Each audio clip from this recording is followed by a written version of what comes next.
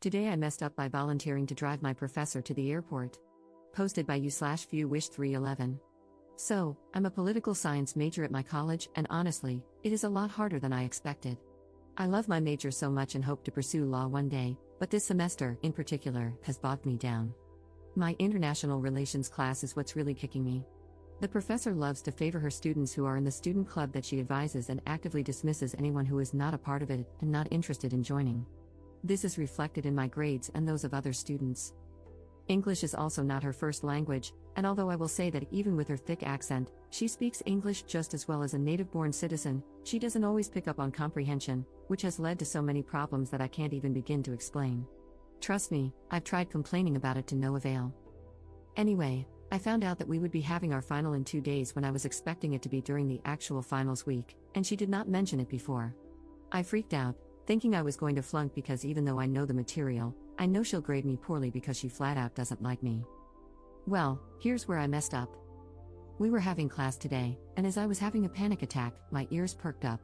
She asked if anyone could take her to the airport next Tuesday, and if they could, she would pay them $50. I looked around, waiting for someone to offer, but no one did. I sort of felt bad because, even though she has been downright rude to me, it makes me sad to think this is the first year she is spending without her husband, who died last semester. She was taken aback when I volunteered, but she gave me her phone number and address at the end of class. I told her, extremely confidently, that she didn't need to pay me $50 because it really wasn't that far to drive for me. She then gave me a weird look and told me that she absolutely had to pay me for gas, as we would be going through a lot of it. I replied that our city's airport wasn't that far and that it really wasn't any bother. She then raised an eyebrow and gave me her signature condescending look before informing me that she was going to the ATL airport, which, at best, is 2.5 hours away from me according to Apple Maps' estimated time for that date. However, I've heard Atlanta traffic is horrible, so it's probably going to be 3 hours. I do have a final that Tuesday at 1 p.m. However, I informed her of this and warned her that it could make me late and that she might want to find someone else. But it's a blow-off class, and his final is supposedly only about 30 minutes long. Plus, she lives close. I also haven't factored in whether or not she is traveling internationally, which, judging by her painfully thick Italian accent, she probably is. I haven't heard much from her about any family living in the States with her. If so, I assume she needs to be there 3 hours early, and from my best estimates, if I leave at 1:30 and don't get slammed by traffic, I could get her there by 4 for a 7 p.m. flight.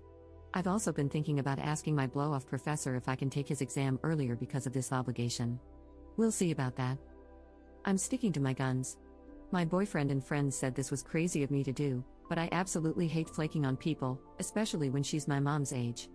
Even if they're nothing alike, it still breaks my heart to think about my mom being alone with only a little dog for company, with no one to drive her to the airport and no second income to help pay for an Uber or another person to accompany her on her journey. I have a few things I need to do first, which include cleaning and scrubbing my car to get rid of any weed smell because it's been so cold outside, and unfortunately, my car has taken the brunt of my stress from this class. I also need to get my oil changed because I'm over 1,000 miles past when my car light went on, and I'm not trying to have my car explode on the road and die with this woman.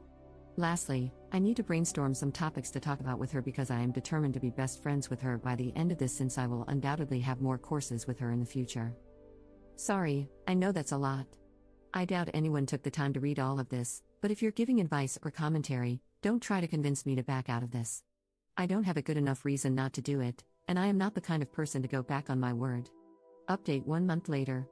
I don't know if anyone cares for an update, but since I had as many comments as I did upvotes, and the majority of those comments were screaming and begging me not to go through with this plan, I think you guys might like to hear that it was a success. Here are some answers to your questions. No one died.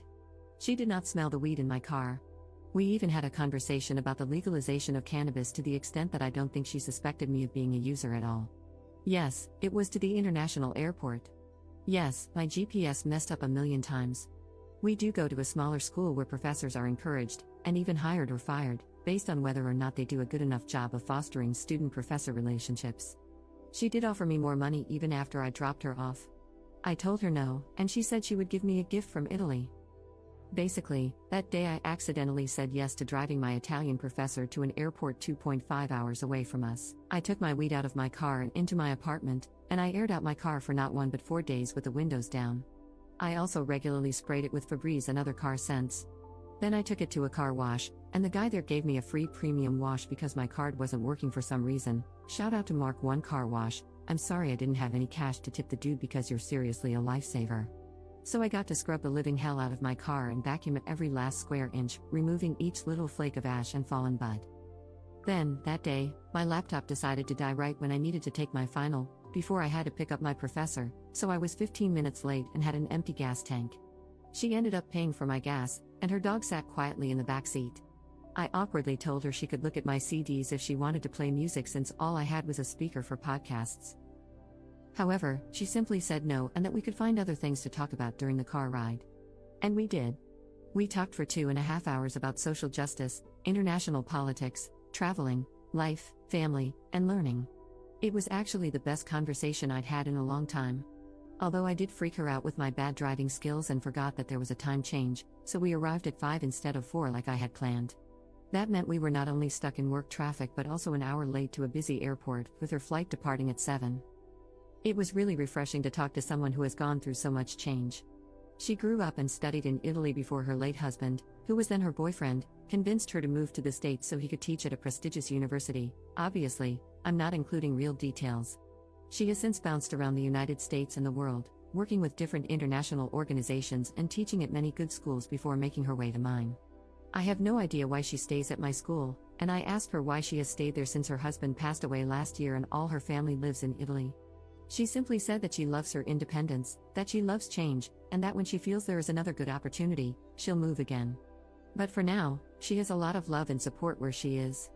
She also said that love and support are key to change, even if you don't have a partner or someone to travel with or to, knowing that you have loved ones rooting for you, no matter where they are in the world, makes change so easy for her. Because the love never changes, even if the flight numbers do.